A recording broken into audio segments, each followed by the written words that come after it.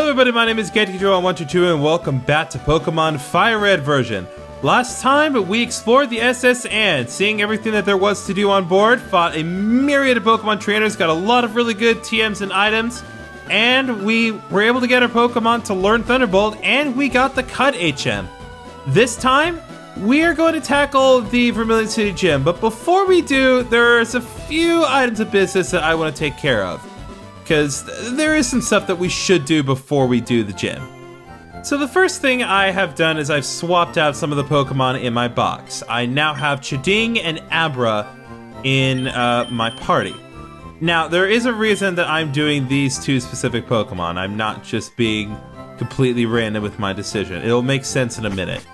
The first thing I want to do is I want to go to my TM case, and we now have HM number 1, Cut. Basic attack can be used to cut down thin trees and grass. HM moves are, well, they serve two purposes. They can be used in battle, but they can also be used in the field. Unlike TMs, HMs can be used as many times as you want. Just because of the nature of HMs and their importance, they want to be certain that you have the ability to use HMs whenever you need to. But, unlike TMs, which not only are finite, but also disposable in terms of what moves they teach, HMs are not like that. Once an HM is taught, it's not impossible to unlearn it, but it is very difficult, and there's only one real way to do it, and it's going to be a long time before we have access to the ability to remove HM moves from our Pokemon. So I would really only teach HM moves, especially HMs like Cut, to Pokemon that you don't actually want to use, but Pokemon that can learn these moves. So in this case, I'm going to teach Cut to Chiding, just so we can say that we're using it for something. Alright, so now it can learn Cut. Now, we could go to the gym right away, because we do have the ability to use Cut, but there is one little item of business that I would like to take care of before we go. And to deal with that business, we have to go in here, not to Route 11, but in this little cave here. Diglett's Cave. Well, isn't this a surprise? Diglett dug this long tunnel. It goes right to Vermilion City, they tell me. Yep, this can be our little way to get back to Vermilion City and to get to the earlier areas that we need to go to. Now, in this particular cave, as you can probably gather from the name,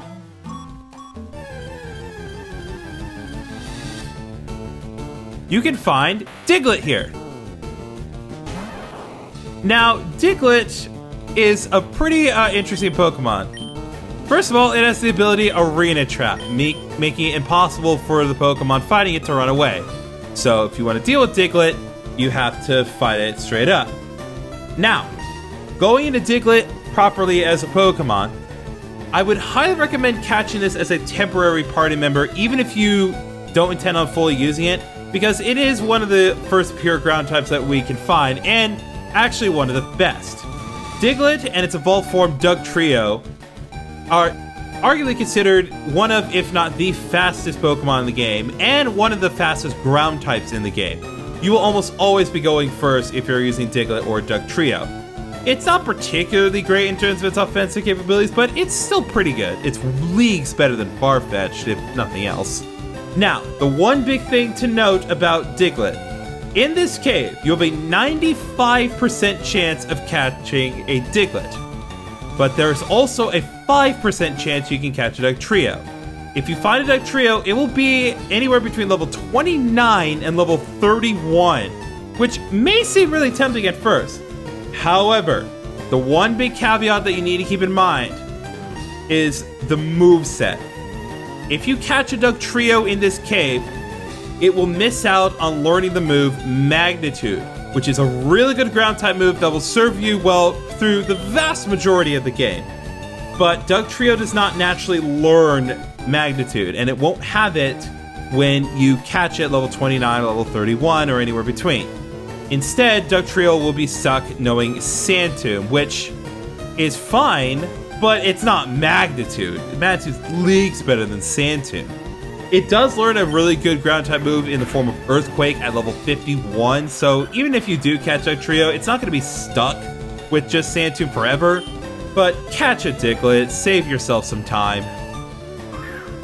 As for myself, I'm going to be catching this Diglett here, or at least I'm going to try to, just so I can say that I have it. And again, it might prove useful when we're dealing with the next gym, because the next gym is an electric gym, and ground types are very helpful with that.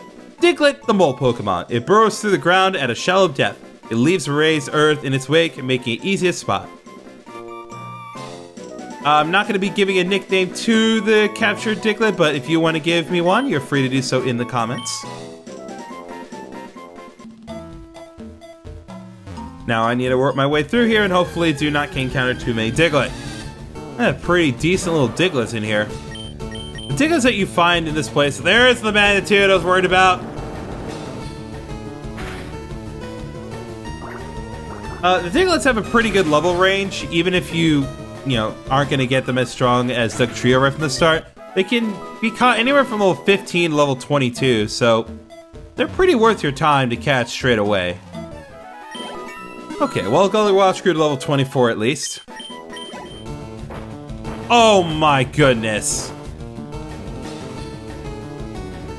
I remember the words of the man who no longer wanted to keep the Dig TM because Diglett can learn Dig! Okay, that takes care of that. I went inside Rock Tunnel, but it's pitch black and scary in there. If I could get a Pokemon to use Flash and light it up. And like that, we're back on Route 2. Diglett's Cave. This is the other end of Diglett's Cave. Now, if we were to interact with this tree here, tree looks like it can be cut down. Would you like to cut it? Would you like to cut it? Yes. Cha-ding! And like that, we can go back on Route 2, and we're back in the original area. Now then, there is some stuff that we need to take care of here. You. Fainted Pokemon just has no energy left to battle. It can still use moves like Cut outside of battle. Well, that is not particularly what I wanted. You. I'm looking for the Pokemon Abra. Want to trade for my Mr. Mime? Yes, I do. This is another new Pokemon that we can get for ourselves, and I'm going to trade Abra right away, because unlike Cha-Ching, this is actually a worthwhile Pokemon to get.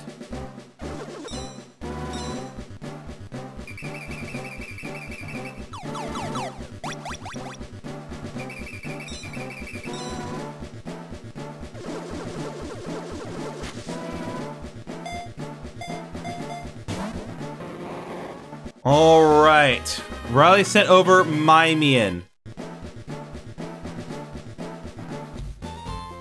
Hey, thanks!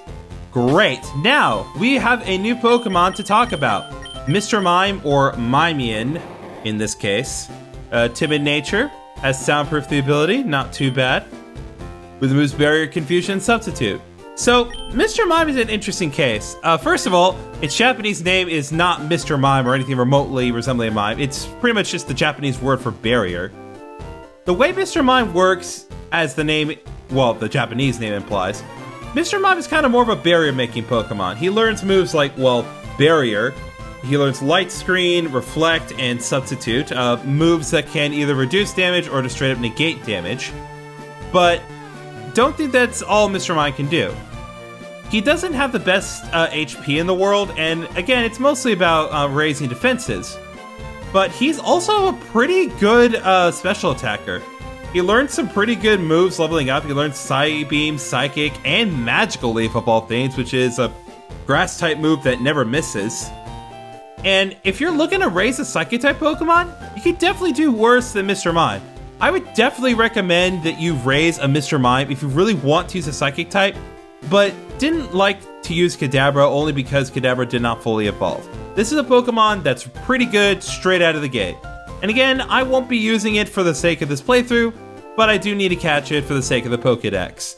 I just wish there was a way to get Mr. Mime that did not involve, well, having it with the nickname, but that's also not going to be for a very long time.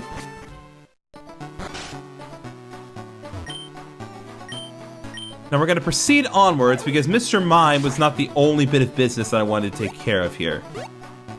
There's this gate here, which is only accessible as a result of using Cut. Once a Pokemon learns Flash, you can get through Rock Tunnel. Keep bringing up Rock Tunnel all of a sudden. Hi, remember me? I'm one of Professor Oak's aides. If your Pokédex has complete data on 10 species, I'm supposed to give you a reward. Professor Oak entrusted me with HM05 for you. So Griffin, let me ask you, have you gathered data on these 10 kinds of Pokemon? Yes, I have. Great, you've caught or owned 26 kinds of Pokemon. Congratulations, here you go.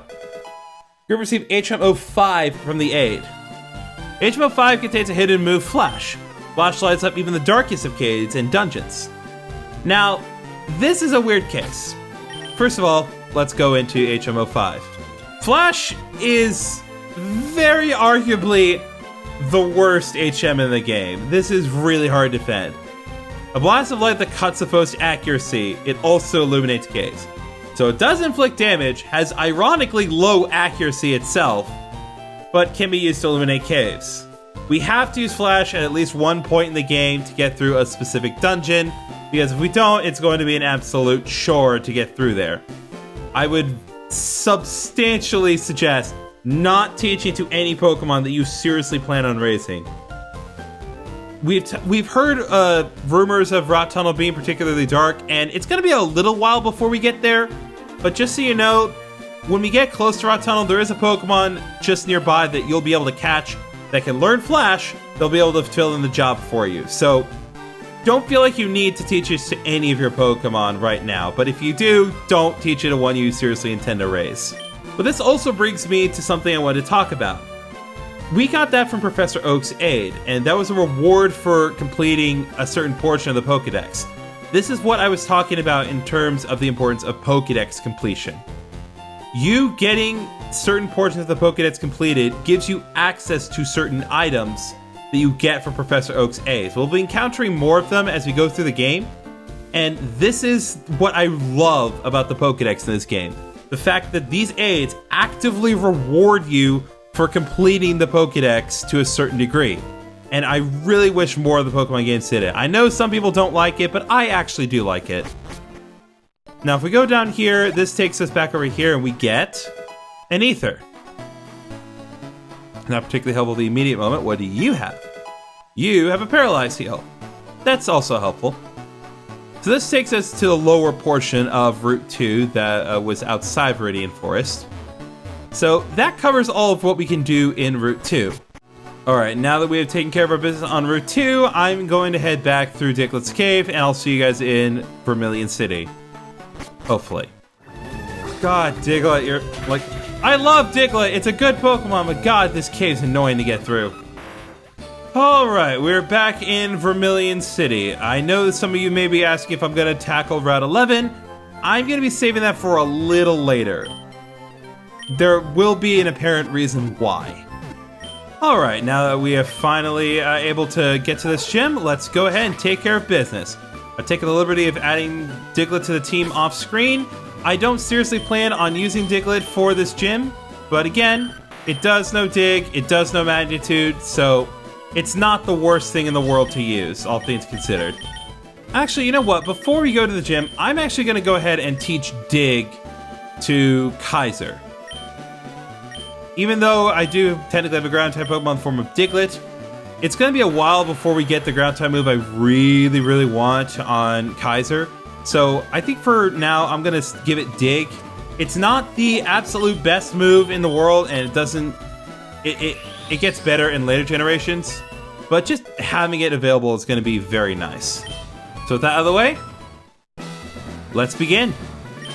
Yo, champ of the making! Lieutenant Surge has a nickname. People refer to him as the Lightning American. He's an expert on electric Pokemon. Bird, water-type Pokemon match poorly against the electric type. I don't know why they said bird instead of flying, but okay. Beware paralysis too. Lieutenant Surge is very cautious. He locked himself in, so it won't be easy getting to him. Alright, well before we do that, sorry to cut things off awkwardly, but I want to get this Vermilion City Pokemon Gym Leader Lieutenant Surge. Lightning American. That's for the fame checker purpose, you know. So the way this gym works is that there is this double electric barrier here. And for us to get to Lieutenant Surge, we have to disable the barrier by finding the 2 trash cans that happen to each have a button in them. If you guess wrong, then the buttons reshuffle their positions. Now, because I don't want to mess with the matter of trying to get to the right trash can at the right time in the right place, while also avoiding trainers, I'm going to deal with the trainers first, and then we'll deal with the actual puzzle. This is no place for kids, not even if you're good. Don't think that you're being associated with Dwayne The Rock Johnson is going to help here. So, the reason that I recommend using Kaiser in this situation is because Kaiser has two different ways of dealing with it, depending on what electric Pokemon it's fighting. On the one hand, with Pikachu being pure electric type, I'd recommend using Dig, even if doing so causes Kaiser to get paralyzed. But another case is that there's going to be a particular Pokemon that not only will be weak to ground type attacks, but will also be very weak to fighting type attacks. So keep that in mind as you're trying to decide what Pokemon to use. Please work. Oh my god, there's so many ways that could have gone wrong. Kaiser, you are a beast. Just not letting anything slow you down. Even though the paralysis literally slows you down. Okay, we've dealt with one of them. What about you, guy? I'm a lightweight, but I'm good with electricity. That's why I joined this gym. Now, you notice the guys that are standing in your way here are strategically positioned, and they're not going to move from their spot. This is to ensure that no matter what, you're always able to interact with the trash can in the right way. So this is Voltorb, a new Pokemon. Well, no, we have seen Voltorb before, actually, with that one guy in the cave. But even so, still a little early to go over in explicit detail. Especially since it's gone already.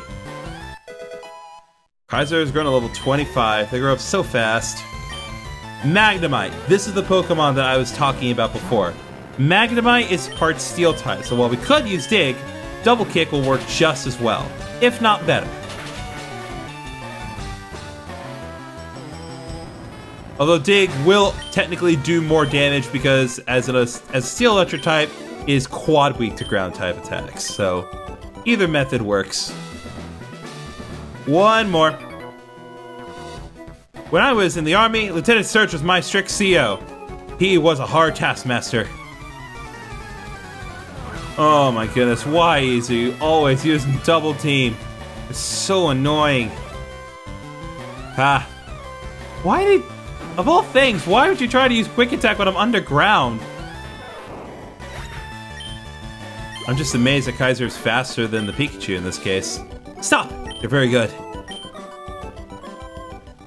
Excellent. So now that we've dealt with other trainers, I'm gonna go heal up real quick, and then we'll deal with the actual puzzle itself.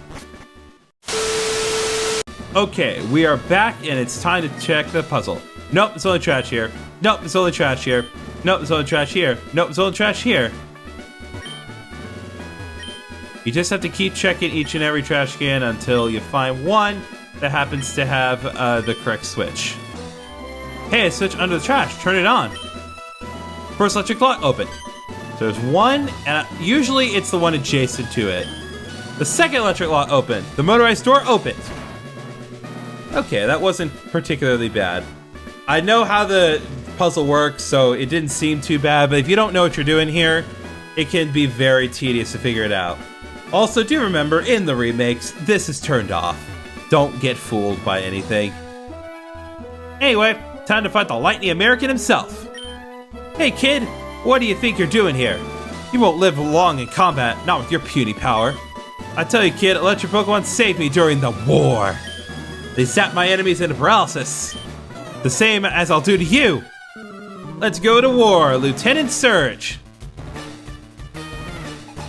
Leader Lieutenant Surge would like to battle. Lieutenant Surge sent out Voltorb. Alright, I think we're gonna go ahead and start just by using Dig.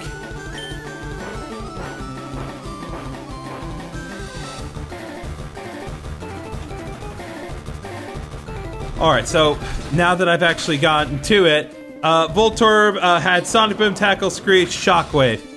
I'm sorry for not bringing that up earlier. Lieutenant Surge's bread and butter attack is Shockwave. It's a decently powerful electric type move that has a chance, well, that never misses, pretty much. It does not inflict paralysis, but it can It can never miss, no matter what you do. No matter how many double teams the enemy will use, Shockwave will always hit. Now, Pikachu, level 18, with the moves Double Team, Shockwave, Thunder Wave, and Quick Attack. Pretty standard setup for a Pikachu, aside from it knowing Shockwave. I would teach Shockwave to my Pikachu, but I have a better move in the form of Thunderbolt. But I might teach Shockwave to someone else. Alright, Pikachu, you are donezo. But Kaiser has been paralyzed. Lieutenant Surge is now about to send out Raichu. I think I'm going to go ahead and keep Kaiser in. He's been doing pretty well. Raichu, level 24. Static for the ability with the moves Thunder Wave, Shock Wave, Double Team, and Quick Attack. Pretty much the exact same moveset as Pikachu, except now it's in the form of Raichu. So we're just going to have to keep plowing forward, and hopefully Raichu will be taken out relatively easily. Don't be discouraged if Raichu uses Double Team over and over. While it is annoying for its evasiveness to keep going up, Raichu's evasiveness can only go up by a certain margin, and the margin at which evasiveness increases actually kind of goes down each time.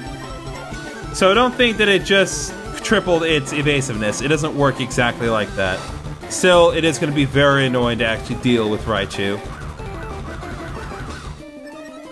But honestly, if Raichu could just get one good hit in on Kaiser, it could just, never mind. Kaiser, you are a beast. Once you get your hit in, you are king. You absolutely dominated this gym. Now that's a shocker. Not really. You're the real deal, kid. Fine, then. Take the Thunder Badge. There. Is everyone happy that I said the thing? The Thunder Badge cranks up your Pokemon speed. It also lets your Pokemon fly lightning quick anytime, kid. You're special, kid. Take this. You receive the TM34 from Lieutenant Surge. TM34 contains Shockwave. Leads to an electric Pokemon. I am not going to do that, but it is worth knowing regardless. I'm going to talk to these guys real quick. Lieutenant Surge installed traps in the gym himself. He set up double locks everywhere. Let me give you a hint. When you open the first slot, the second lock is right next to it. Well, there's your hint there. Okay, I'll talk. Lieutenant Surge said he hid door switches inside something. Okay. It's not easy opening that door. Lieutenant Surge always famous for his cautious nature in the army. Okay, I believe that covers everything that we need to do here. Now, before we continue on, I want to check one quick thing here. Make sure I've gotten... So I'm missing one thing regarding Lieutenant Surge, but I'm sure it'll come up at some point. But I think that's going to do it for today's episode. We explored Diglett's Cave, we went to Route 2, got a new Pokemon, got another new HM, even though it's arguably worthless, and we even went to the gym to fight Lieutenant Surge. So next time on Pokemon Fire Red version, we're going to catch a new Pokemon or two, and we're going to make our way over to the next area. We're going to have to go a little bit out of our way to get where we need to go, but it's going to be worth it. Trust me. So I'll see you guys next time.